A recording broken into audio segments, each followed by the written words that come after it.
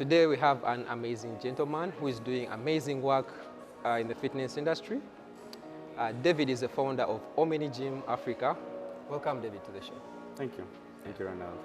So you're doing amazing work in the fitness industry. Can you tell us about Omni Gym Africa and what you do? Well, so Omni Gym Africa is a health and fitness solutions company. So what we generally do is create solutions around people's health and fitness. That is a short way you can put it. But the way it started was, I've had so many relatives who have actually passed on because of these non-communicable diseases, hypertension, diabetes, pressure, and the like, right? So, and obesity, the like. So you ask yourself, and most notably was one of my aunts who, succumbed, I think, in 2018. And so I thought to myself, well, I love health and fitness. What can I do that can not only just impact hundreds of people, but millions, has a potential to impact millions?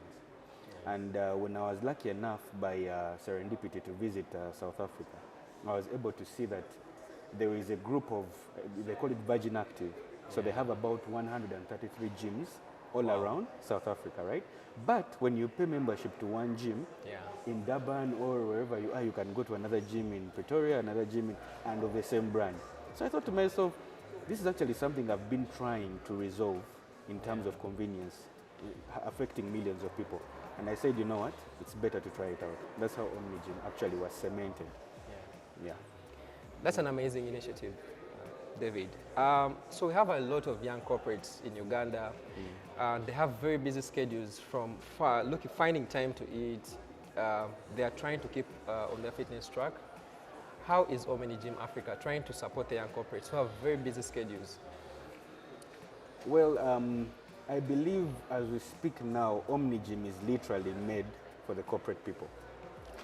So that doesn't mean it excludes everyone else, but it serves them in so many ways, notably in time, convenience in time, convenience in access, convenience of choice. And recently we added on the option of meals, because as most people in the fitness industry know, 70 to 80% of what you look like is attributed to how you eat. So with Omni Gym, the fact that you can be able to go to whichever gym is close to you, whichever facility is close to you, literally the corporate world needs this innovation. The fact that it hadn't yet been done before is what is appalling to me. And that's why at some point I thought, how come someone hasn't yet thought of solving this problem? But on top of that, the managerial aspect for the corporate companies is very, very important. Omni Gym has built systems, has built ways around the management of the fitness packages, because this is more or less a necessity for your workers.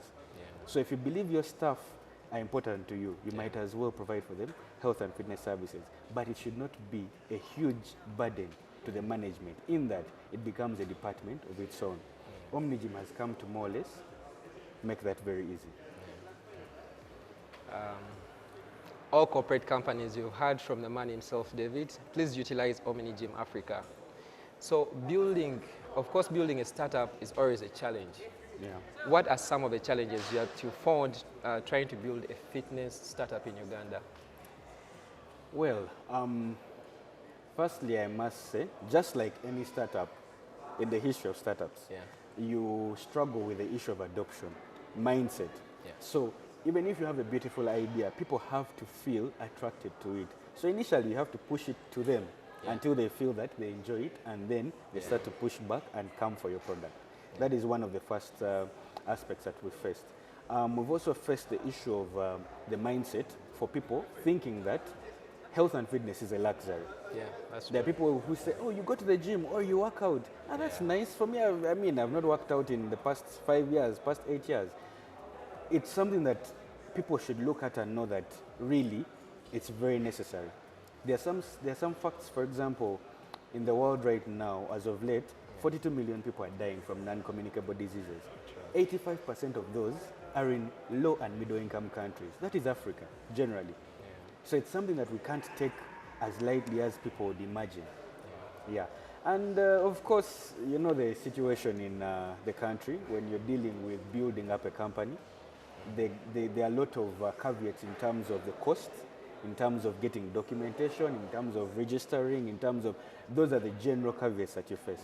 So I think for any tech startup, I would imagine those three would be a very big hindrance for them. Yeah. Yeah. Useful insights from David. David, what do you think is the future of the fitness industry in Uganda? Oh, that's a difficult question to ask one person, Yeah. but if I might lean in on my understanding, or the lack of it thereof, you know, I would like to. Fitness industry has been going through a bit of a change for a while. So just like any industry you find in the world, from transportation, food delivery, hotel services, all of these have gone through a convenience change, and the fitness industry is no different. True. So at the end of the day, we all appreciate that the customer is king, but truth is convenience is his queen. So at the end of the day, you find that convenience is going to make is going to be the benchmark for all industries or all businesses. And for us, well, in the fitness industry, it's difficult to say where it will go, but for sure, convenience is going to be a very big factor, because the mindset around the convenience in health and fitness is going to change, and it's going to continue changing as it has been for a while. Yeah. So what are some of the gaps you've identified in the fitness industry? Well, this goes back again to the same question that you had asked earlier around the changes or the future of the fitness industry. So as you can see in the fitness industry we have now, convenience is something that hasn't really fully been catered for. So people still have the mindset that, oh, if I want to get into fitness, maybe I should put up a fancy gym and that will be the end of it for the client. Or I should probably, mostly what people do is they have to appear a certain way to be able to attract more clientele, right? But it's going to really change, and it has already started changing, in that now convenience is going to be the most important thing for most clients. So it's not going to just stop at putting up a facility, it's going to need more. People are going to actually put in research, and that's another thing lacking. And if you go into like Google and whatnot, you'll find that if you research the fitness industry in Africa, almost all the results are for South Africa. That means all the other areas, East, West, Central, there's nothing much to report for it. So research and development is going to become a very key factor for the fitness industry. Yeah. Insightful, David. There's a Ugandan out there who wishes to venture into the fitness industry of Uganda using technology. What is some of the advice you can give them out there? Okay. Earlier on, actually, when you mentioned that when you're asking about the things that are missing, technology is one of them, very key. So as I said, you find that most of the research around health and fitness in Africa is based in South Africa, right? Sure. So ideally, it's very important for someone getting into the fitness industry as a young Ugandan to know that this is $1 trillion industry. If you're to look at it in totality, there's a piece for everyone, and there's more room for growth because of the statistics that are going on. And in Africa, we are lucky that things like food are cheaper. Healthy food, wholesome food is cheaper in Africa than the fast food. In the US, in Europe, it's quite a different scenario. So I would like to say to anyone who is getting into the fitness industry, there is room. You just have to be patient with the fact that the mindsets are still growing. Ugandans are starting to lean more towards being healthier.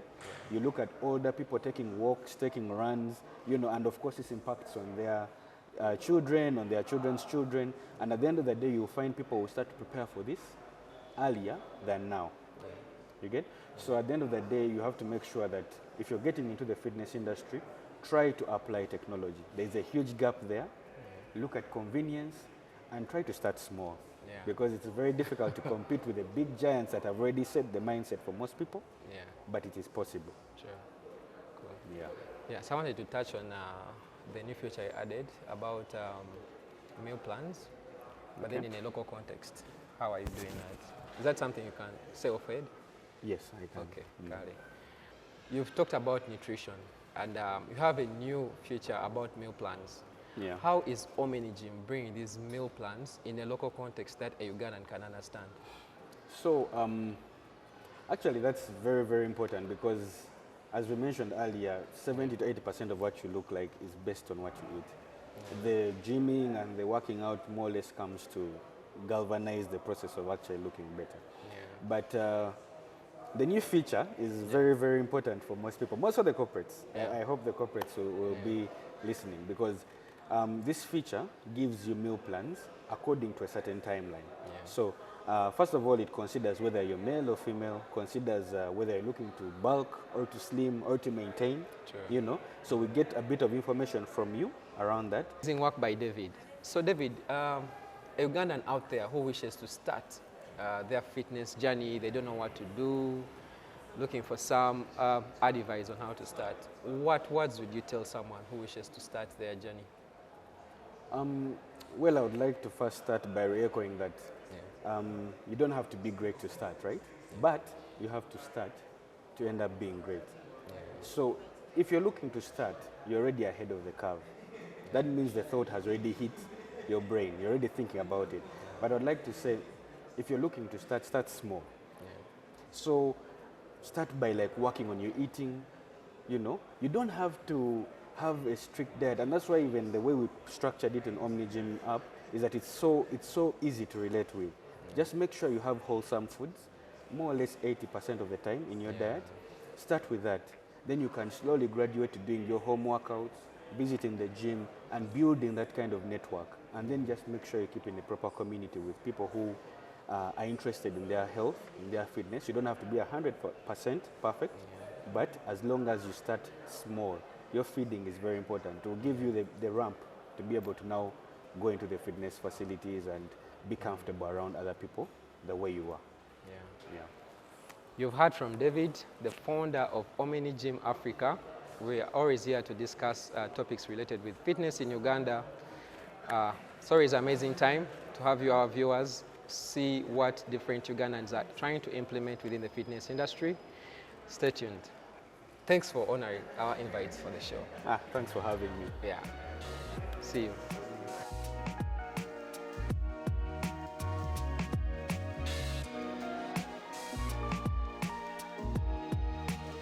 That's an amazing initiative, David. Sorry. Okay.